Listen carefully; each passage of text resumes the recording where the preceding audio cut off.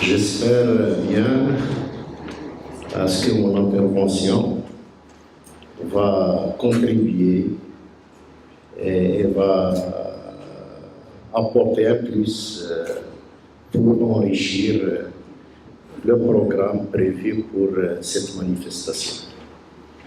Je me présente Hamid Aït Ahmed, ingénieur des mines au sein de la compagnie minière de Twisit, qui est une entreprise privée qui exploite et valorise des gisements de plomb zinc. Mon intervention est intitulée « Gestion des rejets miniers au centre minier de Tirza ». Alors, pour situer un peu la mine, c'est pour les gens qui ne connaissent pas la région. La mine appartient à la région de Bni Khalifa, plus exactement la commune d'El Hammam, Amrirt. On est situé à l'est du Maroc central, au pied du COS moyen atlantique, dans des terrains hercyniens. Pour ce qui est exploitation, je dois rappeler qu'on exploite 3 gisements filoniens. Le minerai exploité, c'est le plomb zinc argentifère, à des profondeurs allant de 600 à 750 mètres actuellement, et sont appelés à s'approfondir davantage.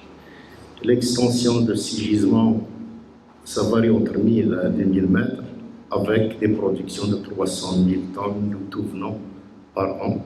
Les méthodes exploitées, c'est ce qu'on appelle des méthodes par tranchement en tremblier, qui produisent 80% de la production.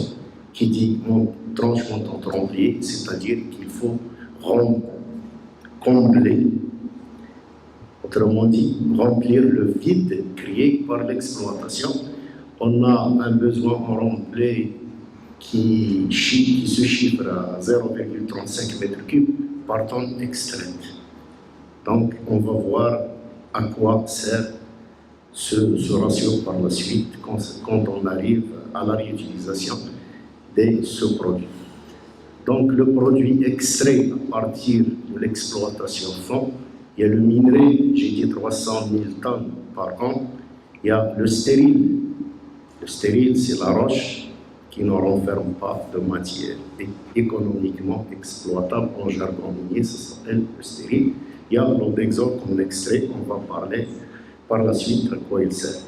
Donc les produits introduits du nouveau, c'est le remblai. Il y a 150 000 tonnes par an. Ceci étant donné, on va caractériser un peu le minerai qu'on exploite. Les métaux exploités, c'est le plomb, zinc, argent. Mais ce n'est pas sous cette forme. On parle de minéraux exploités, c'est-à-dire c'est la galène, le plomb sous forme de sulfure, la blende sous forme de sulfure. On peut aussi parler de l'encaissant, c'est-à-dire les schistes et les grès, mais les dominants, ce sont les schistes. La gangue, c'est ce qui accompagne le minerai, c'est la calcite, la sidérite, la quartzite et l'enchérite. Le plus dominant, c'est la calcite.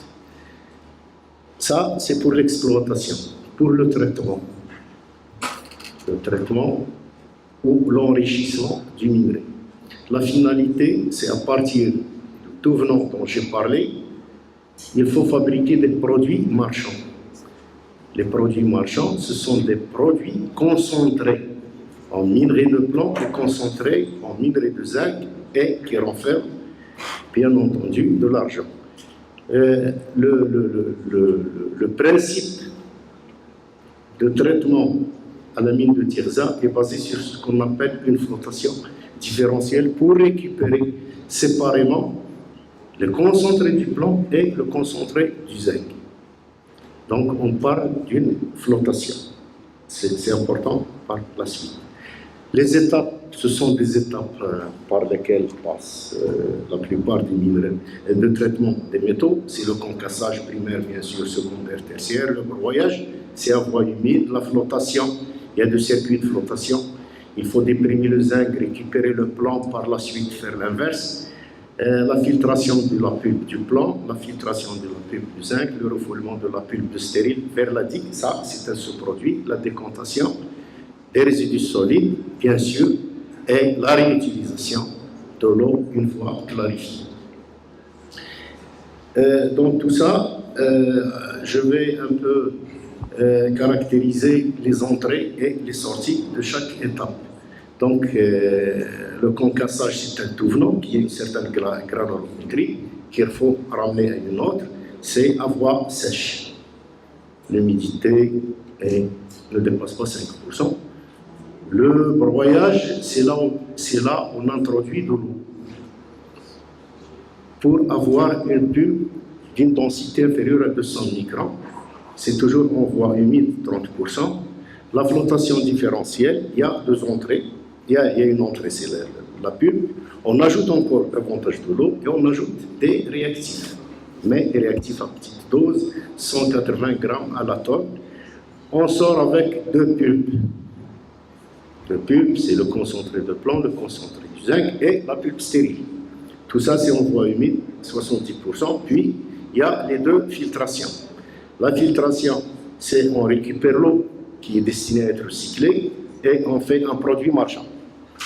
La filtration du zinc, la même chose, un produit marchand, l'eau recyclée. Et la phase finale, c'est la digue. C'est là où les résidus solides sont stockés, l'eau est récupérée. Donc, au total, on a 4 sorties. On a l'eau qui est recyclée, les deux produits marchands et un résidu solide. Ça, on peut l'appeler comme vous voulez, un rejet minier ou un sous-produit ou un déchet minier. D'accord. Donc, je reprends ici uniquement pour chiffrer. On rentre avec 300 000 tonnes, on sort avec 24 000 tonnes de produits marchands pour le plomb, 4 000 tonnes pour le zinc et 272 000 tonnes de stérile par an. C'est ça qu'il faut gérer. Les principaux équipements de traitement, on les voit sur ces photos. Le concassage, c'est connu par tout le monde. Le broyage, c'est le broyage. Peut-être pour certains, la flotation et la filtration, c'est pas bien connu, mais un schéma général de ce que je viens de dire. Ici, je représente un circuit du solide liquide. C'est un circuit fermé. Ici, c'est au niveau de l'exploitation, les 3 gisements. On sort avec le produit. Ici, en noir, c'est le minerai qui suit les étapes dont j'ai parlé jusqu'à obtenir les deux concentrés. Il y a l'eau des filtres qui est recyclée, il y a l'eau du broyage qui est envoyée vers un bassin de distribution, et puis il y a ici le gros des rejets, c'est vers la digue, c'est la pulpe stérile qui renferme 272 000 de solide, mais humide à 70%. Le process fait que l'eau est recyclée. On voit ici une autre sortie, c'est le solide, les stériles de l'exploitation qui ont réintroduit au fur et à mesure pour garantir le remplissage du vide qui est créé par l'exploitation. Donc, étant donné qu'on a parlé de ce qu'on produit comme produit marchand et comme rejet minier, il faut adopter une politique de gestion de ces rejets. L'objectif, c'est conserver ou réutiliser dans la mesure du possible, dans des conditions normales, les rejets, tout en évitant tout risque d'impact sur l'environnement. La démarche, c'est l'élaboration et la réalisation des plans d'action d'une façon progressive et continue. On s'est engagé dans cette voie, ça fait plusieurs années, et on va dans le sens d'une amélioration continue.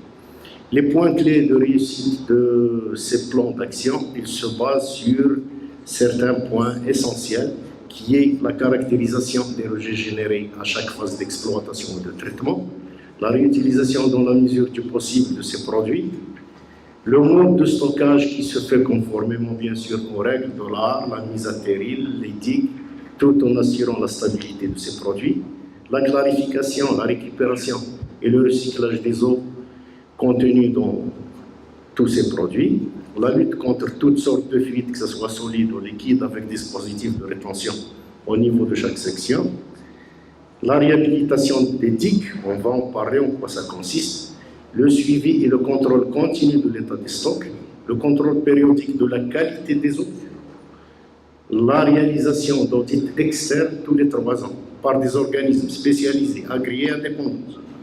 On va parler par la suite quelle est l'utilité de ces audits. Donc, pour ce qui est rejet minier sur le plan pratique, voilà les rejets qu'on a et qu'est-ce qu'on en fait. Pour ce qui est rejet minier généré en phase d'exploitation, l'origine, c'est les stériles des travaux miniers de ceinture et de recherche. La quantité, 50 000 tonnes par an. La taille de ce produit, il varie entre 100 à 400 mm. Le traitement subi, c'est la fragmentation. C'est tout. Subi avant d'être produite. La composition, c'est les schistes aigrés, mais c'est les schistes qui dominent dans la région. Le stockage, c'est ce qu'on appelle la mise à terril, au carreau, mine. La réutilisation. La réutilisation principale, c'est le remplissage des vides créés par l'exploitation. On en consomme 40 000 tonnes par an. La stabilisation des flancs des digues, on va en parler par la suite. Nivellement, remplissage des 40 000. À quoi je fais allusion ici? Vous savez bien que la région de Mérite, on est dans une région relativement montagneuse, il y a des pentes. Quand on veut ouvrir une mine ou bien s'installer, il faut créer ce qu'on appelle le carreau de la mine. Et comme on est dans une pente, il faut créer une surface plus ou moins horizontale sur 2 à 4 hectares. Donc il faut niveler. C'est un consommateur de stérile. Tout venant pour carrossage des pistes, ça c'est rare, on utilise. Le stock actuel, il s'élève à 300 000 tonnes. Compte tenu du besoin en remblai des chantiers dont j'ai parlé tout à l'heure, 150 000 tonnes, à peine nous avons l'équivalent de 2 ans. Les rejets miniers générés en phase de traitement, il y a aussi ce qu'on appelle la gravette stérile. Je vais parler un peu de l'historique de la mine. En 2004, on a installé une nouvelle usine de traitement et cette gravette stérile, il a été utilisée jusqu'en 2004 par l'ancien procédé de traitement qui consistait à éliminer un tiers des stériles contenus dans le tout venant par ce qu'on appelle milieu dense. C'est une séparation gravimétrique au milieu dense qui élimine les blocs de stériles inférieurs à 25 mm. Et comme on a installé une nouvelle usine de traitement, on a opté pour l'option de tout broyer. Et on a laissé de côté ce procédé qui consiste à éliminer la gravette stérile. Mais étant donné que je vais vous parler un peu de l'historique de la mine, il a commencé dès 1954 jusqu'en 2004. Donc on a un stock de gravettes qui est très, très important et qui a commencé maintenant à se réduire à cause de cette utilisation au fond. Le stock actuel il est de 800 000 tonnes. La taille c'est 20-25 mm. Le traitement subi avant d'être stocké, c'est la fragmentation plus lavage. Parce qu'il ne rentre pas dans le broyeur ni dans la filtration. Il se limite au concassage et avant de l'envoyer vers le stérile, vers le stockage, il doit être lavé pour se libérer des fils du galène qui restent collés sur ce fragment-là. La réutilisation, j'ai dit, on utilise pour le fond, c'est 110 000 tonnes. La couverture des pistes et des carreaux en période sèche pour éviter l'empoussiérage ou en saison pluviale pour réduire les boues. C'est des petites consommations. Et puis on peut utiliser aussi la protection le long des routes contre les inondations. Et étant donné tout ça, la durée de vie de ces produits, c'est 8 ans. Voilà un peu un mot sur les rejets miniers générés en phase de traitement, c'est-à-dire la pulpe stérile dont j'ai parlé. Oui, il reste 6 minutes. 6 minutes, d'accord. Donc, la composition, c'est humide. Les quantités, ça chiffre 272 000 tonnes, comme j'ai dit, et 634 mètres cubes par an d'eau, mais l'eau, elle est recyclée. Le traitement subi avant d'être déposé, c'est le passage dans le circuit de flottation. C'est le minerai qui flotte, c'est pas le stérile. Le stock actuel, il est de 7600 tonnes. Le mode de stockage, c'est la reconstitution des digues qui se base sur le principe suivant. Les résidus les plus grossiers sont orientés de façon à édifier un mur de retenue plus consistant, plus stable, et ils délimitent une zone de décantation suffisamment large.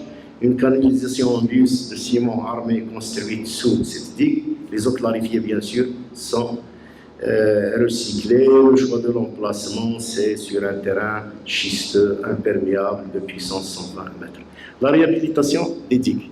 En quoi ça consiste la réhabilitation des digues? C'est conserver dans les meilleures conditions les 7 600 000 tonnes de sable dont j'ai parlé. L'objectif, c'est l'anticipation à la prémine, assurer une meilleure stabilité d'une façon pérenne, éviter toutes sortes d'érosions, que ce soit pluviale ou éolienne, éviter une éventuelle contamination du sous-sol, préserver le paysage naturel du site et créer un écosystème favorable pour la préservation de la biodiversité. Malgré cela, on doit garder dans l'esprit que ces rejets, qu'on appelle aujourd'hui les rejets, ça peut constituer des gisements de demain, en fonction, bien sûr, des conditions économiques et techniques, pas d'aujourd'hui, mais de futur. Bon, pour les travaux réalisés concernant la réhabilitation de la digue, on a une nouvelle digue qui occupe 20 hectares à peu près. On a une plateforme, c'est la partie supérieure de la digue, et un talus, c'est ce qu'on appelle le flanc de la digue. Pour la plateforme, étant donné que la digue est encore opérationnelle, il ne fait que jouer le rôle de la digue. C'est quoi? C'est la récupération, la réception de la pulpe stérile, la décantation des résidus solides et la clarification des eaux. Les deux photos ici montrent ce que je viens de dire. En haut, c'est le déversement avec la décantation des solides, avec la pente bien sûr, et la récupération des eaux. Les travaux réalisés toujours concernant la nouvelle digue, c'est le flanc, une fois séché, ça monte, il nous donne une possibilité de le traiter. Ce traitement, en quoi ça consiste? C'est la stabilisation de la base par des blocs stériles, la stabilisation du flanc par des produits stériles, suivi d'une couverture en partie par des couches de terre végétale et le creusement des caniveaux de part et d'autre pour le drainage des eaux de pluie. Les trois photos montrent l'évolution des travaux qu'on a réalisés. La première en haut, c'est le gradin ou bien le flanc avant de faire quoi que ce soit. La deuxième photo, c'est une fois stabilisé avec des produits stériles. La troisième phase, c'est la couverture avec une terre végétale et on voit déjà le laurier qui a déjà poussé. Le deuxième point de réhabilitation des digues, ça concerne l'ancienne digue. C'est une ancienne qui est hors service, qui a cessé d'être en service depuis 1978 et qui occupe 7 hectares, qui renferme à peu près 4 millions de tonnes.